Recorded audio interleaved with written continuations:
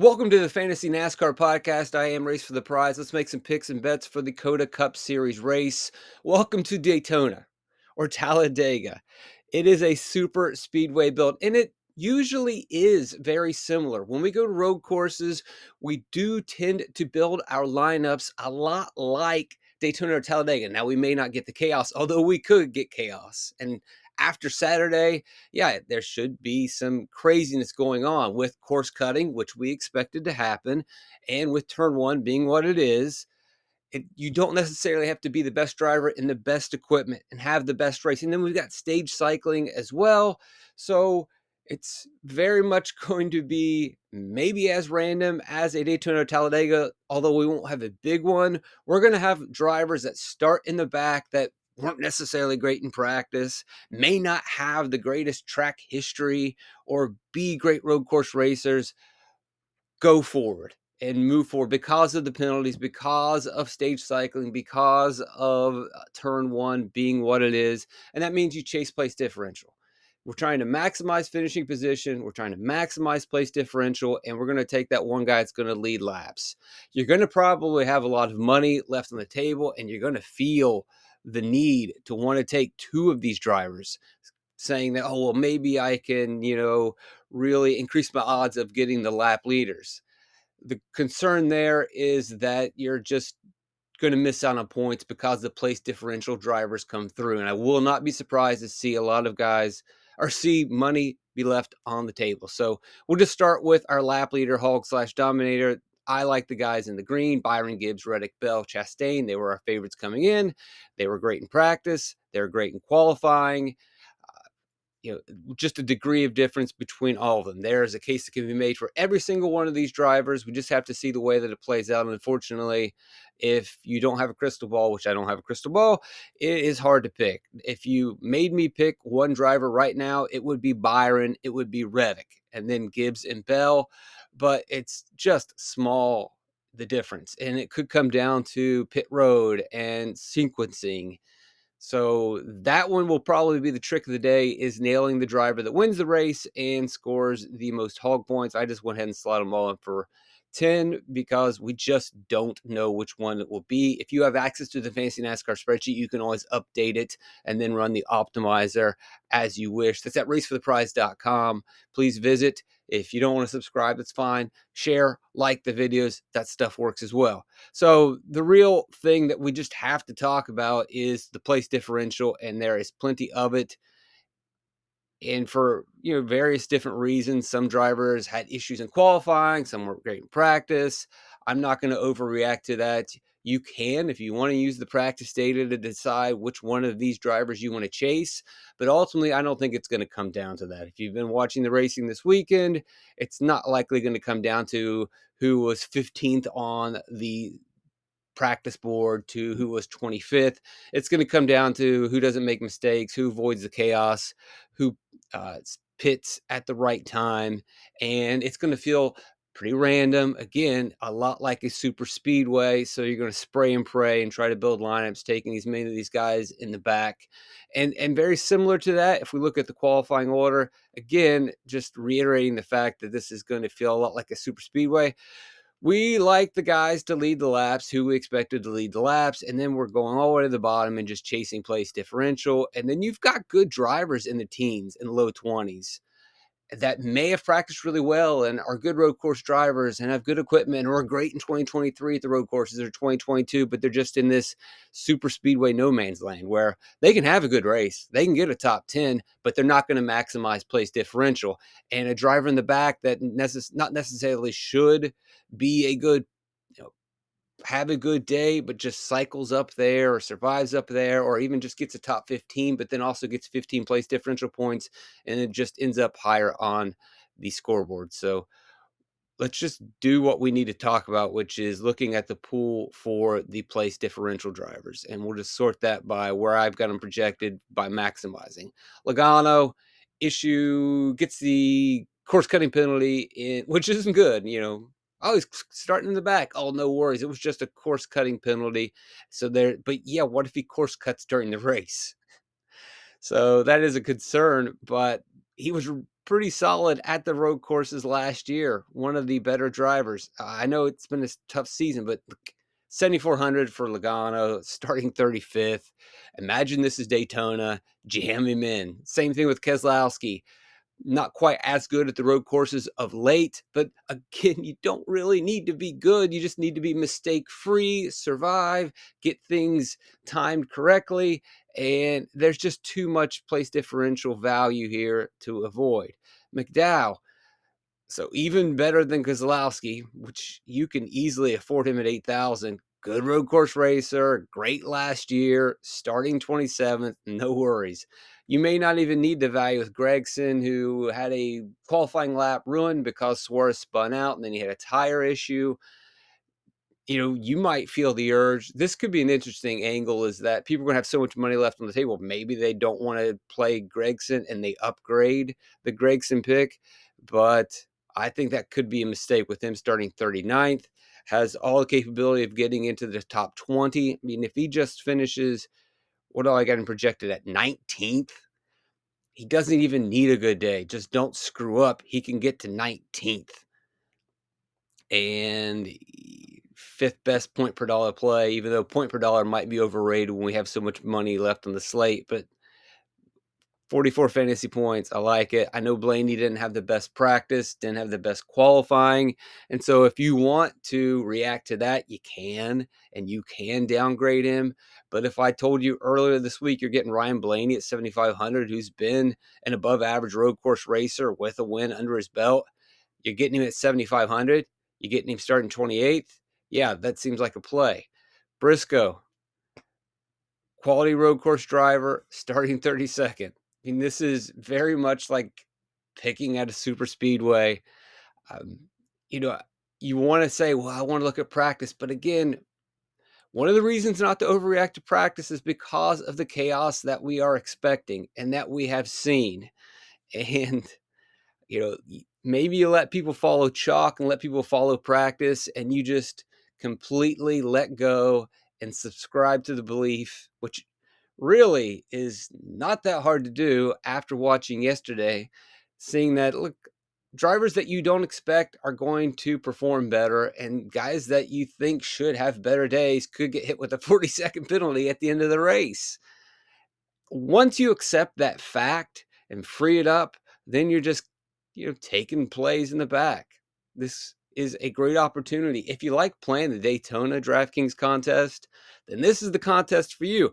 Eric Jones didn't practice well. Who cares about practice? We could even make a note. You can go back to what Sonoma in 2019 has probably one of the worst practice weekends. And this is back when they used to practice, 1, 2, 3 sessions, just one of the worst days ever. And was even spinning out in stage 1 of that Sonoma race, ends up in the optimal lineup.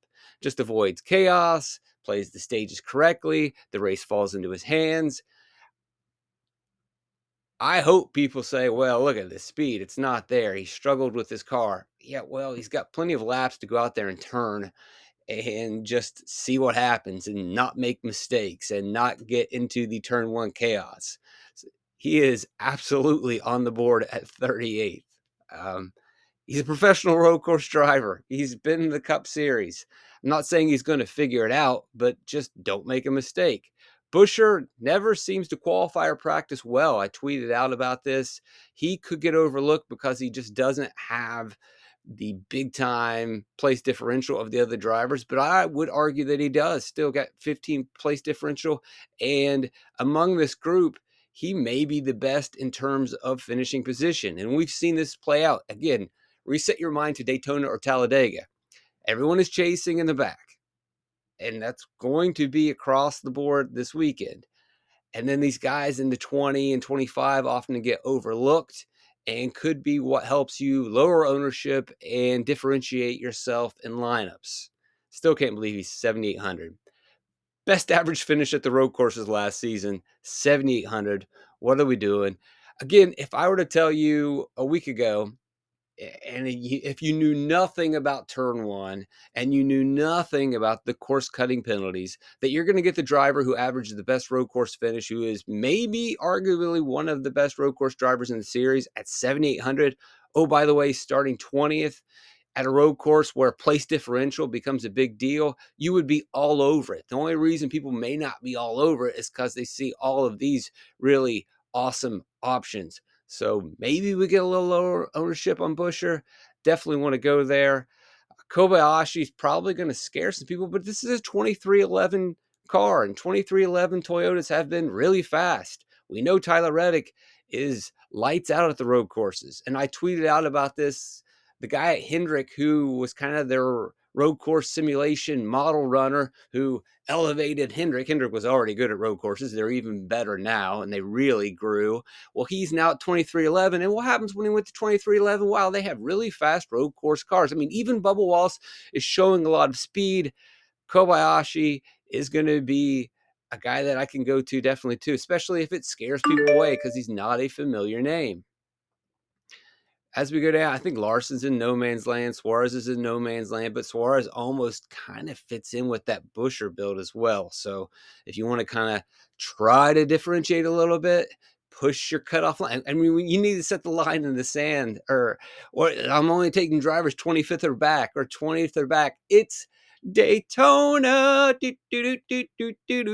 Stenhouse is in play. Did it last year several times. Just avoid the chaos, stage cycle correctly, and he can work. I don't know if you're going to need the savings, though. He's going to check out as a good point per dollar play, but point per dollar is going to be overrated when we have soft salaries. It's going to be overrated if we leave a lot of money on the table, and it could just come down to maximizing finishing position, and that's where it's going to kind of hurt. You may not need to go to Stenhouse. Same thing with Gilliland. He's in play, but if we have a bunch of money left on the table and we're maximizing place differential and we're able to maximize finishing position, then these guys probably aren't things that we need to go to. It's just going to determine how you want to build, if you want to go in different directions, but I'm expecting it being easy to construct. There's just too many of these drivers that are too cheap, that can move forward, and they're probably not going to be at the top of our board. Bowman is also a driver that's going to go overlooked, similar to, I don't think Busher probably will. Suarez might. Bowman is a little closer to the front, doesn't necessarily get all the respect, but definitely has speed if you wanted to see it. Didn't quite get and he was actually pretty good in qualifying as well. Didn't quite make the gains that he needed to make, but a top 10 driver. If we look at what he was last year, average finish of 15th, that puts him in the top 10 last year at the road courses. Quality, solid. AJ probably in no man's land. Priest, I don't know if I need to go there. He definitely is in there, that Stenhouse, Gilliland, Priest group.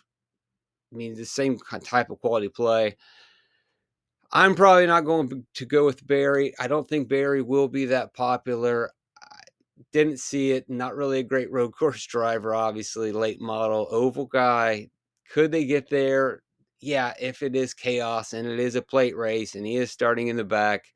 But, I like the other options in the back as well. So Barry's going to be down on my list. So you can probably get some lowered ownership. I don't really like what I saw at Zane Smith. SVG could be unique in that he just barely missed the final round of qualifying by like 1,000th of a second, something like that. So he could have been in contention to be one of these top guys, and he looked pretty good yesterday. So that is kind of a sneaky thought that crosses my mind, because he could possibly be a lap leader. He could possibly be a hog battling for a podium. Where do I got? Let me boost him up to third and see if that significantly changes him as a play, point per dollar wise. 41 fantasy points. Not quite what we need. Well, point per dollar again could be overrated. That is 50 fantasy points. That is a very solid day. So don't overlook that. Harrison Burton, probably enough for me. Look, if we've got plenty of money, we are maximizing finishing position. He can't get there. Austin Dillon's not going to be played. Jonathan Hunter Needpeck's not going to be played. So, yeah, SVG is kind of interesting. He could get almost 10 place differential points. 41 finishing position points. Interesting. That's kind of where I'm leaning. I wish I could give you more specific guys, but that's pretty much the pool. This is pretty much a Daytona, Talladega type of event. So I'm chasing place differential. If you want to play around with building, there's tons of money left out there. Say you take William Byron, you got Logano, you got Kozlowski, you got Gregson, you got tons of money. You're going to feel the urge to want to go up with a second lap leader. And maybe that could be a way to differentiate. If everyone is going like a 5-1 build, here we are talking in terms of super speed. Is it a 5-1, 4-2? But that is always the case at a road course, and it seems like it is even more so than it ever has been with the way that qualifying played out, the way that Saturday played out. And so let's take Busher here, and I'm going to have plenty of money on the table again. Place differential chases, I got 11,700, and I can just jam in another place differential guy. And that's why you don't really need a Stenhouse. You don't really need a Todd Gilliland. It's just trying to pick the guys that can maximize finishing position and also stuff the place differential. If I were to look and rank my favorites in terms of maximizing finishing position, it's going to be Busher as number one. He's starting closer to the front. He's a better road course driver. It's going to be McDowell number two. It's going to be Logano number three. Then I will say I'll just take the place differential with Brad Keselowski. He may not be the max in terms of finishing position, but you'd rather play Keselowski over Blaney because of the gap of place differential you can get. Then I will likely move to Kobayashi, and I might actually bump him up in terms of DFS in that he's not a familiar name. People may not trust this car or his history, but again, he just needs to keep it clean and stay out there and just run his race. And I can probably get a little bit lower ownership. So I could boost him up and try to lean more into that. Then it's going to be Briscoe. And then you've got the guys, if you really want to get weird and be different and try to get out of the chalk, because all these blue drivers will absolutely be heavily owned. Then maybe you move to Gilly, you move to Stenhouse to try to just leave a bunch of money on the table, go the full out Daytona mode to build that lineup. Bowman is another option if you want to really try to separate from the chalk if you can.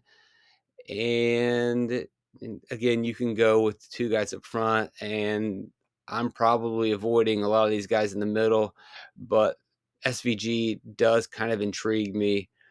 I want to say maybe Austin Cindric, but I don't think I'm going to do it. I think I'm just going to stay with those guys. Hopefully this was helpful. Quick video. Good. I mean, there's really not much to it to break down. I don't really want to look at lap times all that much. I don't want to go over and see what they did. Basically, everybody started out slow. They slowly improved. If anything, if you really want to see who's running, I would put more weight into their qualifying speeds to see who really, when it came down to it, had to nail a lap, was able to execute. But again, that's just one lap. And you're going to have to do it throughout the course of the race and avoid all the mistakes and all the things that we have seen unfold. So there it is. Chase and place differential. Leave a like, subscribe, share.